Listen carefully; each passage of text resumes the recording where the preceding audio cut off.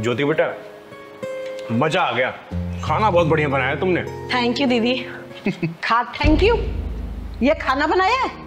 दाल में कितना नमक है, और ये चावल देख कैसे बनाए तूने। तुझे खाना बनाने नहीं आता?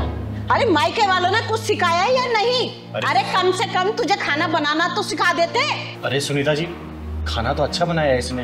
अरे चिंगारी जी, आप एक मिनट रुकिए। तुझे मेहमान की इज्जत करनी नहीं आती है?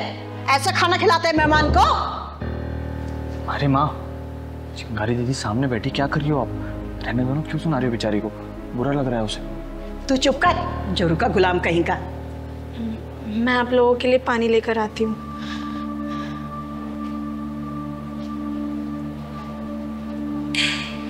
सुनीता जी, मैं आपको बहुत कुछ बोलना चाहती थी, लेकिन आपकी बहू के सामने मैंने कुछ बोला नहीं। ये क्या तरीका अपनी बहू से बात करने का है? एक बात बताइए, जब आप खुद अपनी बहू की इज्जत नहीं करेंगी तो आपकी इज्जत क्या करेगी? बोलिए ना, ये कोई तरीका है क्या? घर में आए मेहमान के सामने बहू को सुना दिया। चिंगारी जी, इसकी शादी को ना 3 साल हो गए और अभी तक इसे खाना बनाने नहीं आया।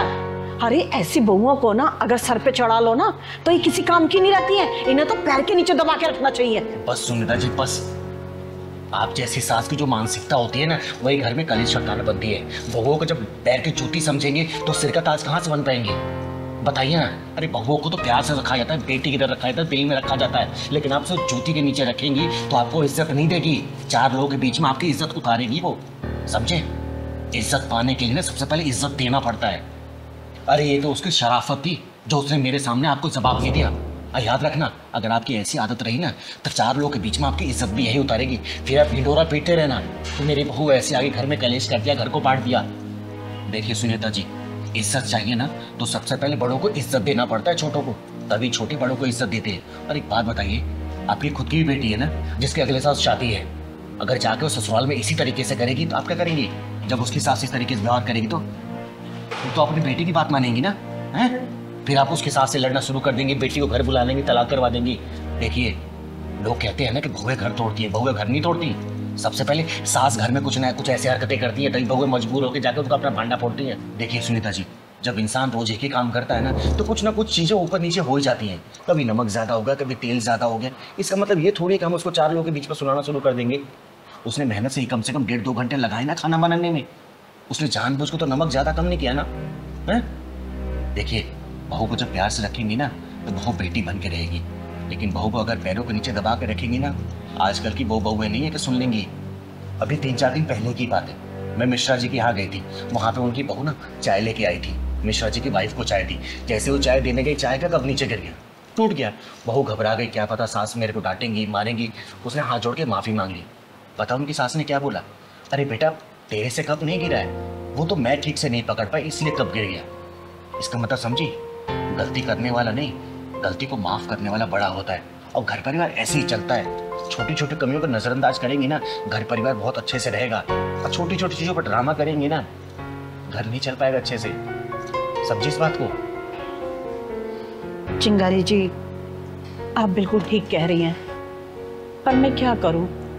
मेरी सास ने भी मेरे साथ ऐसा ही किया था और मेरे पति ने कभी इस बारे में आवाज़ ही नहीं उठाई। एग्जैक्टली माँ, पापा ने कभी आवाज़ नहीं उठाई, इसलिए आप दादी के सारे जुल्म सहती रही। और कहीं ना कहीं यही हाल मेरा भी है। जब तक आप मेरी बीवी को घर की 4 दीवारी में कुछ भी बोलती थी, मैंने कुछ नहीं कहा आपसे, लेकिन आज जब मेहमानों के सामने आपने बोला तो मुझे लगा कि मुझे आवाज़ उठानी चाहिए, लेकिन आपने मेरी आवाज़ दबा दी। माँ, अपनी पत्नी के लिए आवाज़ उठाना गुलामी नहीं, प्यार कहलाता है। और वो बेचारी किसके भरोसे आई है अपना परिवार छोड़ के? मेरे भरोसे आई है ना। तो माँ, मेरा फ़र्ज़ बनता है कि अगर उसके साथ कुछ गलत हो रहा है तो मुझे आवाज़ उठानी चाहिए। मेरी बीवी आपको अपनी सास नहीं, अपनी माँ बनाना चाहती है। आप उसे एक मौका देकर देखिए, अपनी बहू नहीं, अपनी बेटी बनाकर देखिए, फिर देखिए इस घर में कितनी खुशियाँ आ जाएंगी। ये लीजिए पानी। बहू, तूने कुछ खाया? नहीं माँ जी, आज सोमवार है ना, तो सोमवार का व्रत रहता है मेरा। अरे तेरा व्रत है, चल जा तू आराम कर, ये सब मैं देख लूंगी। हाँ, और हाँ, आज के बाद ना तू मेरी बहू नहीं, मेरी बेटी है, और मुझे अपनी सास नहीं, अपनी माँ समझना। हाँ, जा। तू आराम कर। ठीक है माँ जी।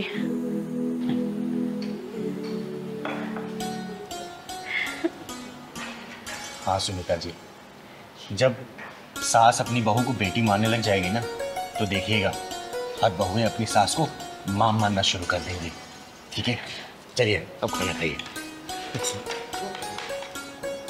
और बेटा सत्यम, अच्छा हुआ जो तूने अपनी आवाज उठाई। अगर आवाज नहीं उठाता ना तो जिंदगी भर इस तरीके से घुट घुट के रहता, और तेरी माँ बदलती नहीं खुद को।